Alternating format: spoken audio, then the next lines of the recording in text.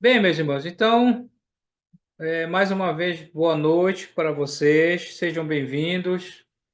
Esse aqui é o nosso módulo Panorama do Novo Testamento, e essa aqui é a nossa primeira aula, tá? A nossa introdução. A ideia de estudar Panorama do Novo Testamento nos ajuda a entender muito aquilo que a gente já até sabe do Novo Testamento. Então, muita informação ajuda a gente a entender os textos, né? Por exemplo, quando você inicia o Novo Testamento, você já vê Jesus e, por exemplo, o Império Romano, né? E a Bíblia não fala como é que esses romanos estavam ali, de onde eles surgiram, né? Como eles apareceram. Então, a gente vai ter uma aula, acho que é a segunda e a terceira aula, que a gente vai falar do período interbíblico.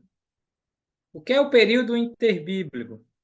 O período interbíblico é aquele tempo que está entre o Antigo Testamento e o Novo Testamento.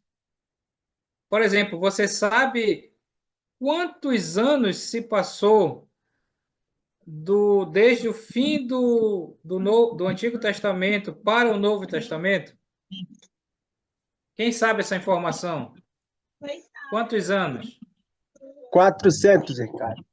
430. 400 anos. Cerca de 400 anos, a gente arredonda, né?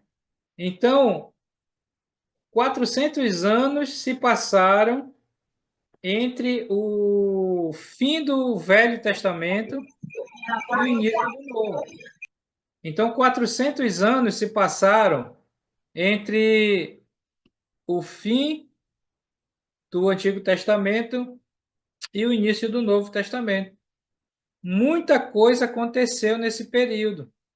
Esses acontecimentos, eles dão assim uma base para o Novo Testamento. Então a gente vai estudar essa questão do período interbíblico aí na segunda e talvez na terceira aula, tá? Outra coisa que a gente vai estudar aqui no nesse módulo de panorama do Novo Testamento é entender os próprios livros do Novo Testamento.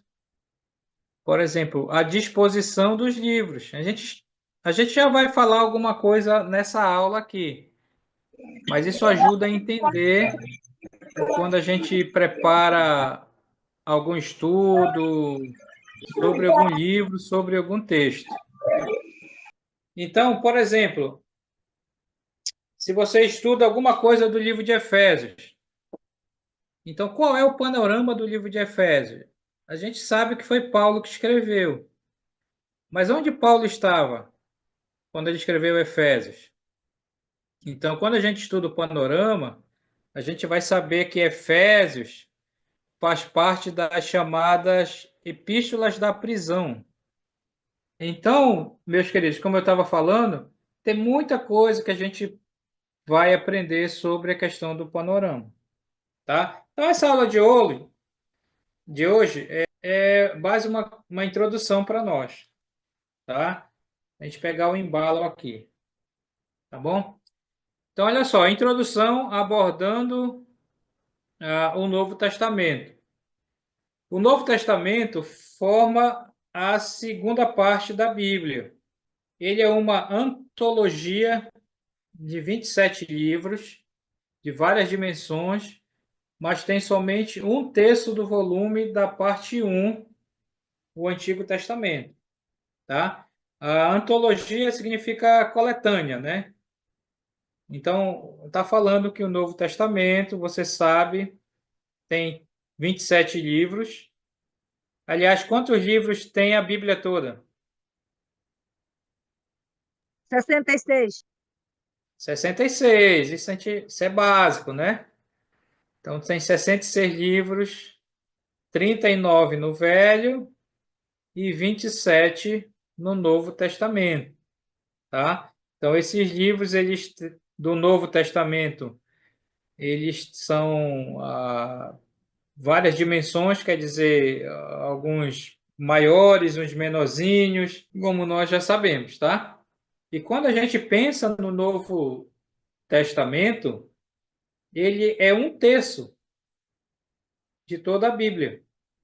Então, se você pegar toda a Bíblia e dividir por 3, então um pedacinho é só o Novo Testamento e 2 é o Velho Testamento. Tá certo? Cadê os professores de matemática? É isso mesmo? Um terço? Um terço é isso, né? Você corta o negócio em 3 partes e uma parte é um terço, tá?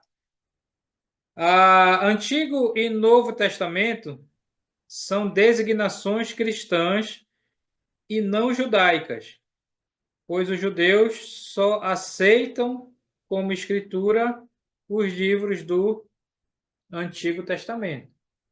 Então, essa questão de Antigo, Novo Testamento, são designações mais cristãs, né? Os judeus, eles não aceitam o Novo Testamento, claro, né? Para eles, as escrituras são apenas o Antigo Testamento. Então, a nível de informação para nós.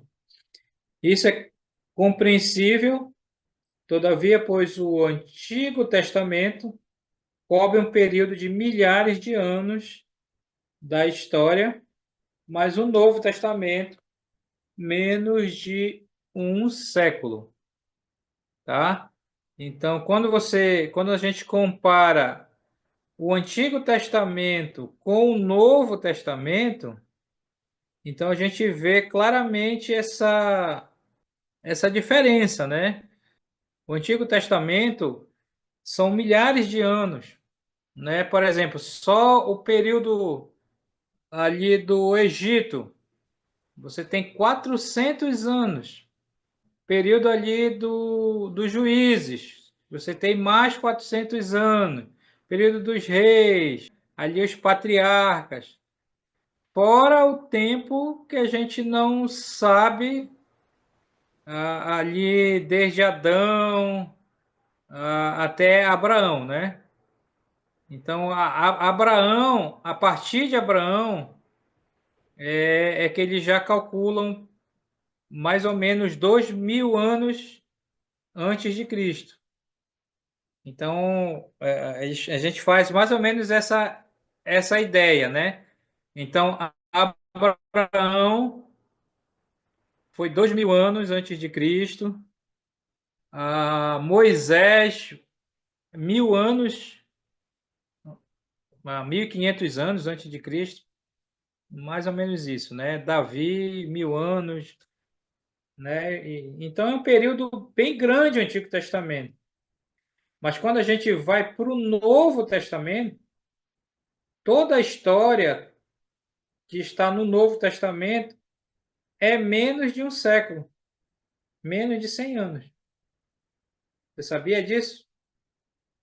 Por exemplo, o Novo Testamento começa lá com a vida de Cristo, né? Ali no ano zero, daí ele vai em 33 anos, daí tem toda a vida de Cristo, as viagens, a questão de Atos, e termina lá com João escrevendo o Apocalipse. Então, João, a gente sabe que ele morreu ali por volta do ano 100, ano 103, depois que ele escreveu o Apocalipse. Então, é muito curtinho. Se você pegar o Novo Testamento e comparar com o Antigo, é muito pouco tempo. A fração do século I depois de Cristo, coberta pelo Novo Testamento, foi o período crucial durante o qual, em conformidade com as crenças cristãs, começaram a ter cumprimento as profecias messiânicas. Foi realizado o divino plano da redenção dos homens por intermédio do encarnado Filho de Deus, Jesus Cristo, e o novel povo de Deus, a Igreja, se formou, e tudo isso estribado sobre o novo pacto, segundo o qual Deus se ofereceu para perdoar os pecados daqueles que creem em Jesus Cristo em virtude da sua morte vicária. Vicária significa substituição, né? Morte substituta de Jesus por nós, né? Então é isso que a gente encontra no Novo Testamento, né? Então é esse período que Deus realiza o seu plano divino de salvar o homem através de Cristo. Ok? Novo Testamento quer dizer, de fato, novo pacto, em contraste com a antiga aliança, de acordo com o qual Deus perdoava transgressões à vista de sacrifícios de animais. Aguizar, essa palavra aí é meio estranha, depois a auxiliadora ajuda a gente aí, né? Aguiza. Aguiza? Sim. Existe essa palavra mesmo? Sim.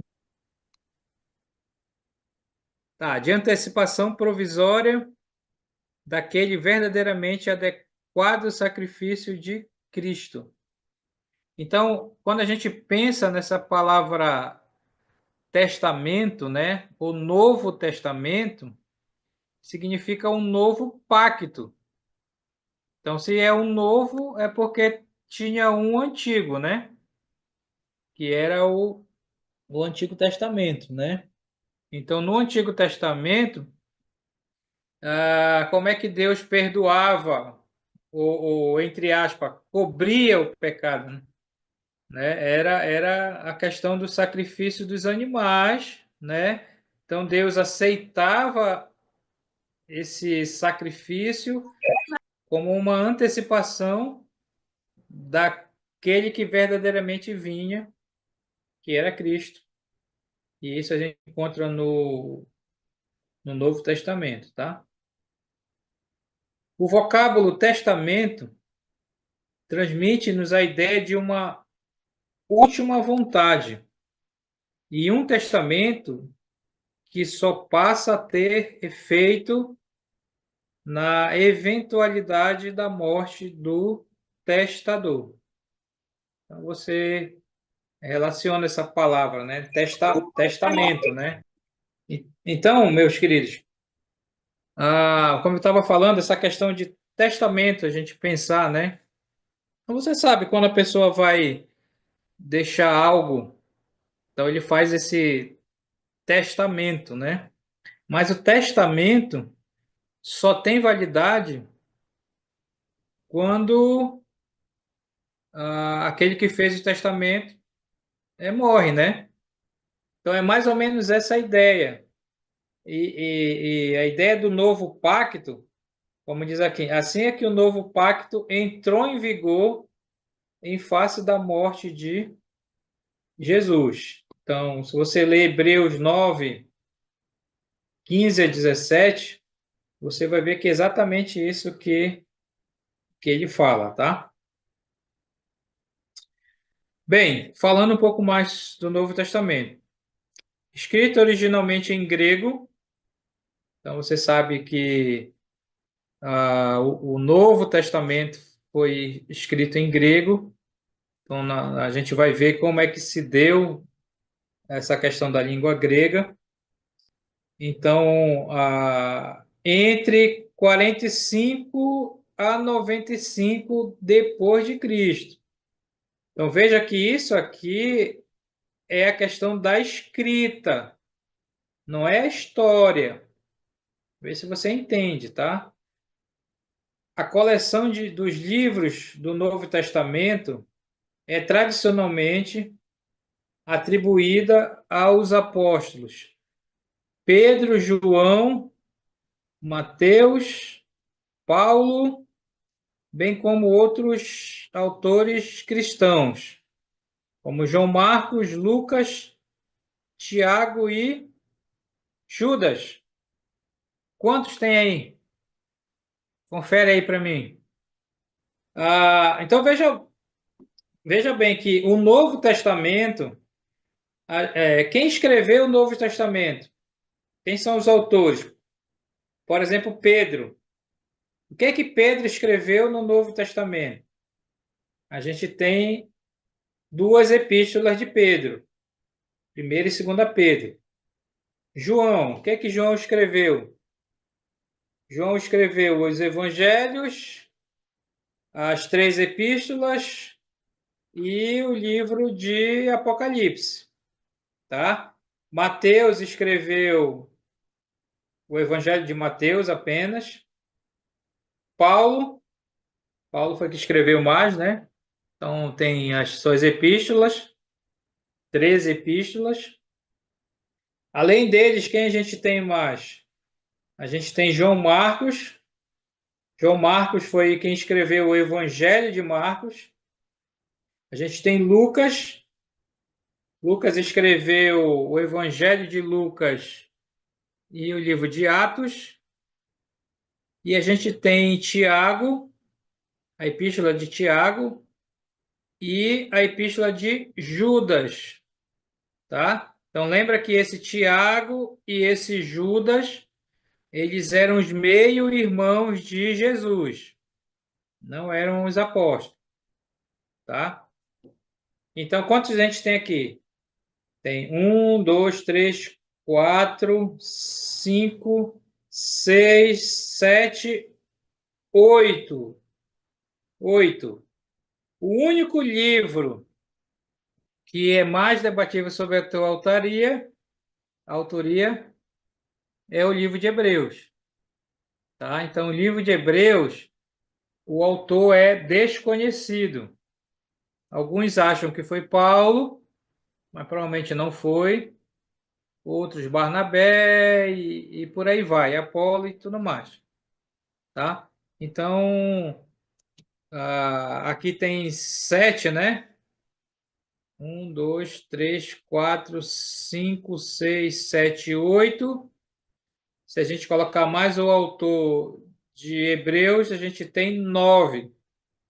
Então, olha só. Cerca de 9 escritores que produziram o Novo Testamento. De 9 a 10 escritores. É isso que se coloca, tá? Quando você olha para o Antigo Testamento, então lá tem mais de 30 escritores, tá? Ok? Então esse é um dado já para a gente ter esse panorama aí. Em nossas Pastor, Bíblias boa noite. modernas, Tem uma curiosidade aqui sobre o não, livro de Judas. Judas. Eu queria que o senhor explicasse quem foi Judas aí nessa. A gente sabe que não foi o Judas que se enforcou, mas. Esse Judas aqui, ele é o meio-irmão de Jesus. Você sabe que a Bíblia menciona pelo menos 4 irmãos de Jesus, pelo nome, né? Que é Simão. Me ajude lá se eu falar errado. Simão, José, Tiago e Judas. Tá certo? Esses 4 aí. Então, esses irmãos de Jesus, eles se converteram provavelmente depois da ressurreição de Jesus, né? E aí eles então se tornaram líderes da igreja primitiva. Por exemplo, Tiago, ele se tornou o líder da igreja de Jerusalém, nós sabemos disso, né? E Judas também. Então esse Judas aqui não é o Judas Iscariotes, o que traiu Jesus. Judas, meio-irmão de Jesus. Jesus tinha um irmão chamado Judas. Ok? Então, olha só, em nossas Bíblias modernas, os livros do Novo Testamento não estão arranjados na ordem cronológica em que foram escritos.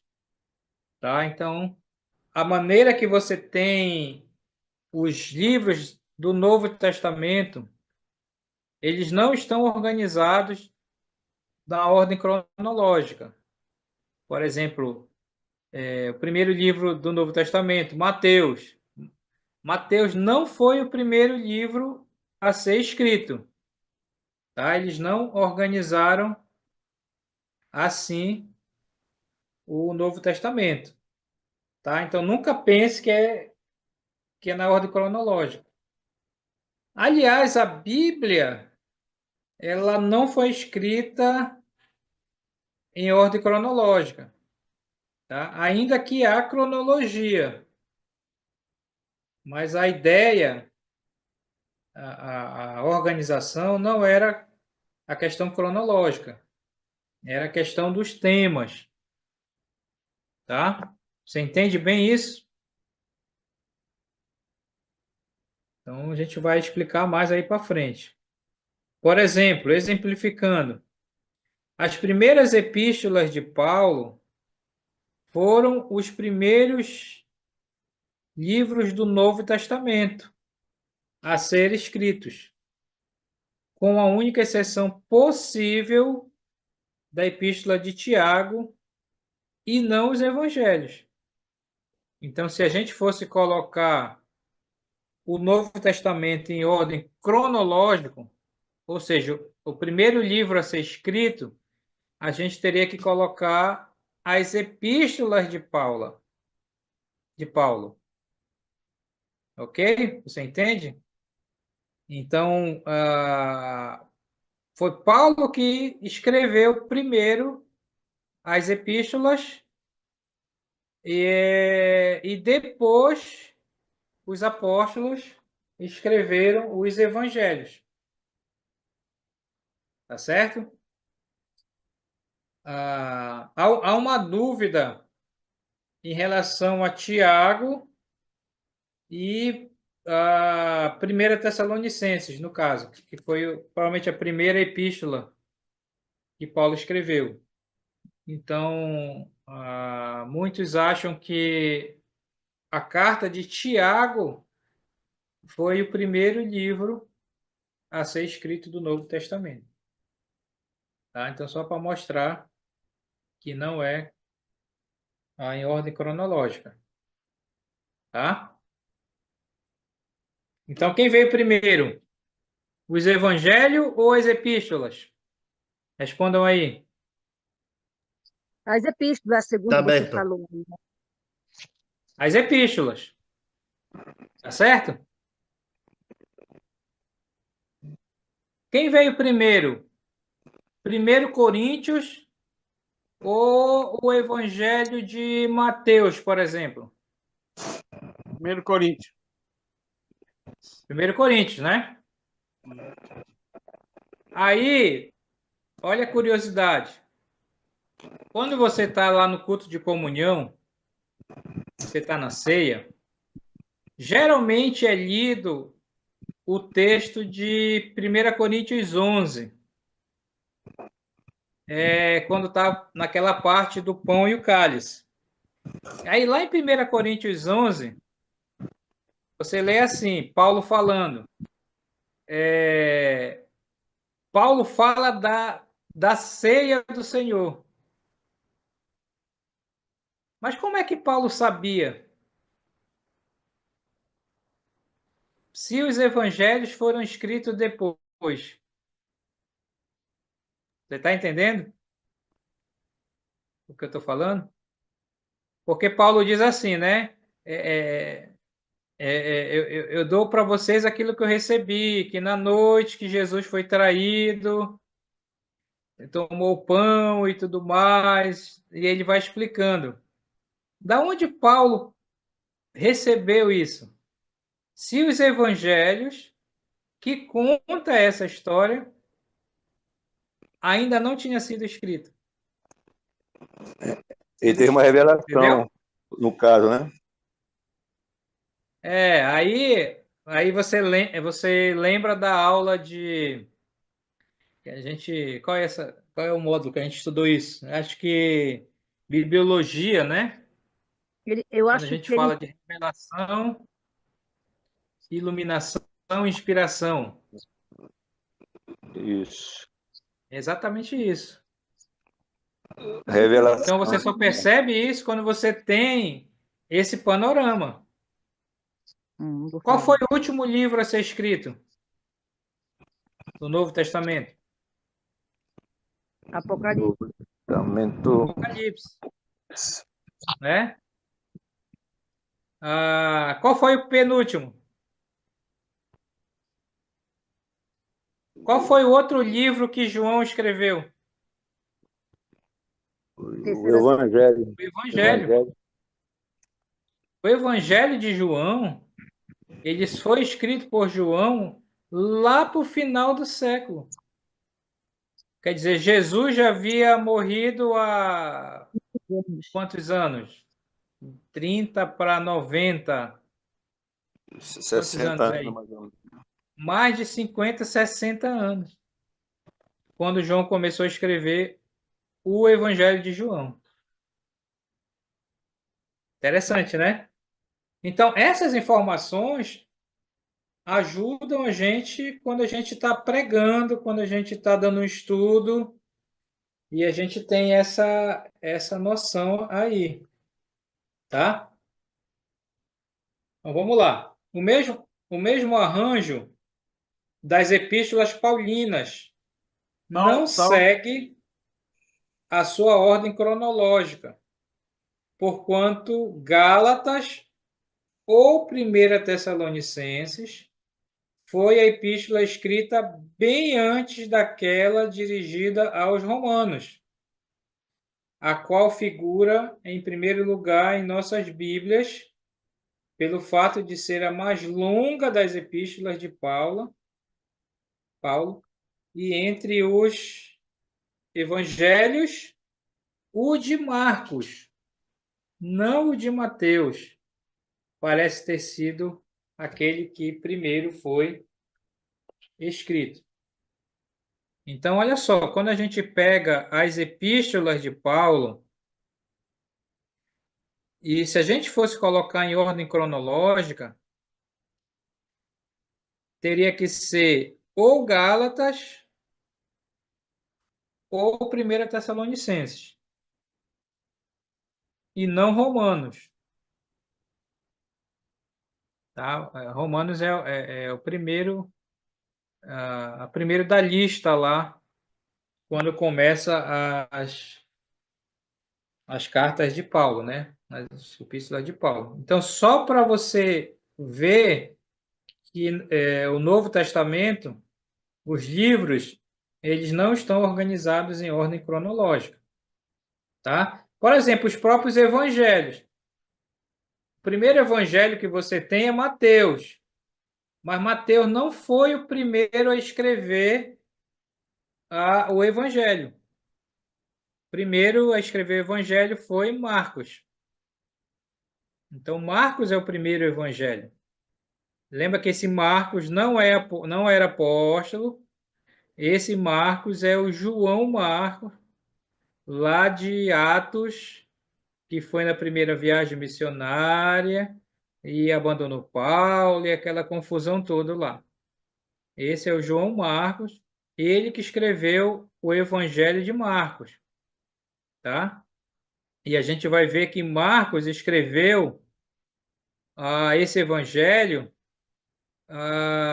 com as informações de Pedro, né? Então, Pedro estava lá em Roma e Marcos, então, escreve o evangelho, mas foi Pedro que narrou o evangelho e contou para Marcos. Até porque Marcos, na época de Jesus, ele não estava presente em todos os eventos, né? Então, só para você ter uma ideia. Tá certo? Deu para entender aí? Vamos lá.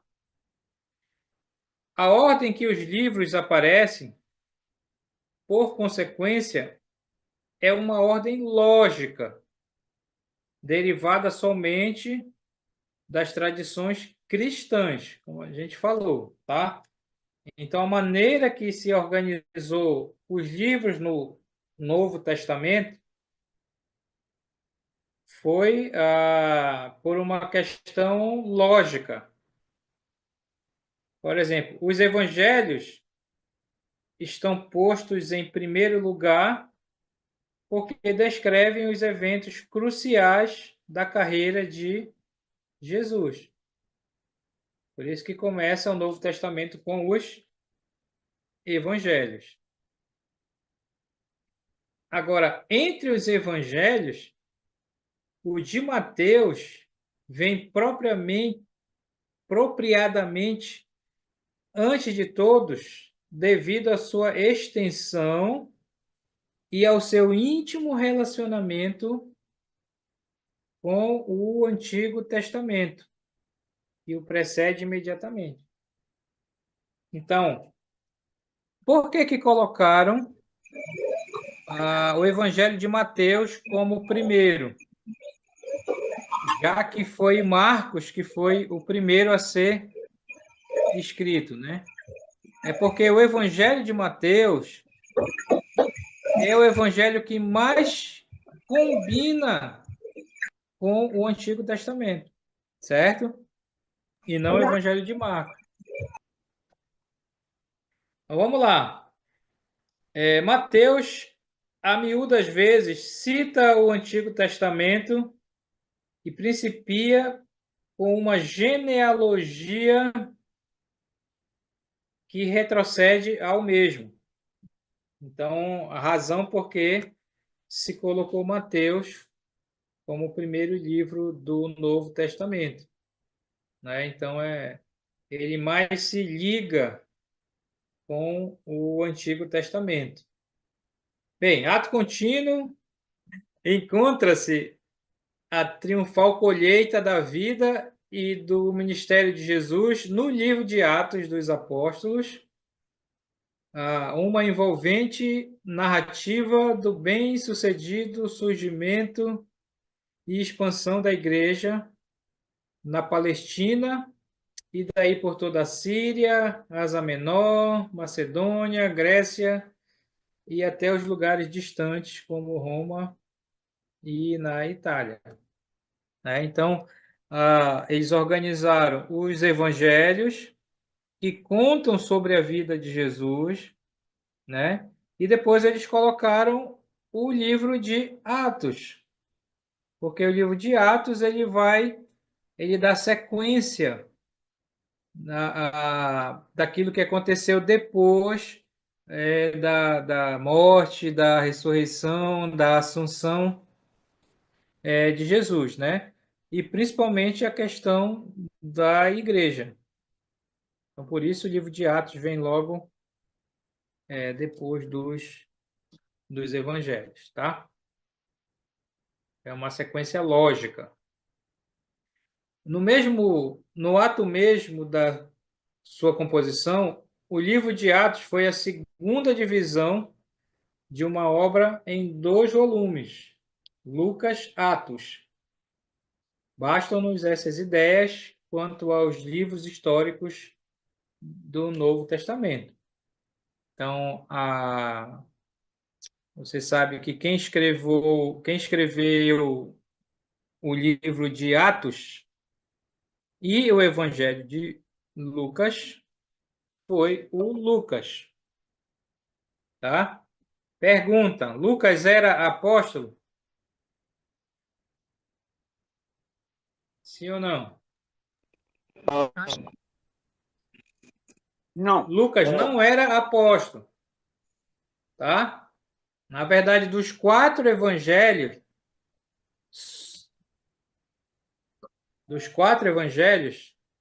apenas Mateus e João eram apóstolos. Marcos não era apóstolo e Lucas não era apóstolo. Aliás, Lucas nem era judeu. Lucas era um sírio, né? Provavelmente ali da igreja da Síria, de Antioquia, por ali. Tá? As epístolas e, finalmente, o livro de Apocalipse explanam a significação teológica da história da redenção, além de extraírem daí certas implicações éticas, né? Então, os evangelhos, daí o livro de Atos, daí as epístolas e terminando com o livro de Apocalipse. Entre as epístolas, as de Paulo ocupam o primeiro lugar, e entre elas, a ordem que foram arranjadas segue primariamente a ideia da extensão decrescente, levando-se em conta a grande exceção formada pelas epístolas pastorais, que é 1ª e 2ª Timóteo e Tito, as quais antecedem a Filemon, mais breve das epístolas paulinas que chegaram até nós. Então, como é que foram organizadas as epístolas de Paulo, né? Então, Romanos é a maior, então vai da maior para menor. Para menor, é Filemon. Então, de Romanos até Filemon. Filemon, né? Aí tem 1ª e 2ª Timóteo e Tito aí pelo meio. A mais longa das epístolas não paulinas, no caso é Hebreus, cujo autor nos é desconhecido, aparece em seguida, depois da qual vem as epístolas católicas ou gerais. Católica não quer dizer da Igreja Católica, mas quer dizer universal, geral, né? E aí escritas por Tiago, Pedro, Judas e João, tá? Então veja lá. Então os evangelhos, daí o livro de Atos, que é o livro histórico, daí eles colocaram as epístolas de Paulo,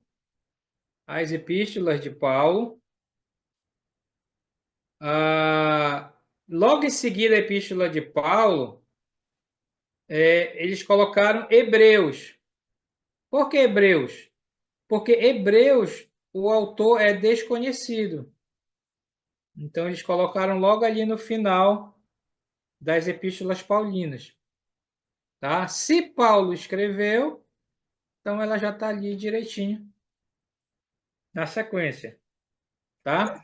Depois de Hebreus, nós temos as chamadas epístolas gerais, que aí foram escritas por Tiago, Pedro, Judas e João, e, claro, o livro de Apocalipse.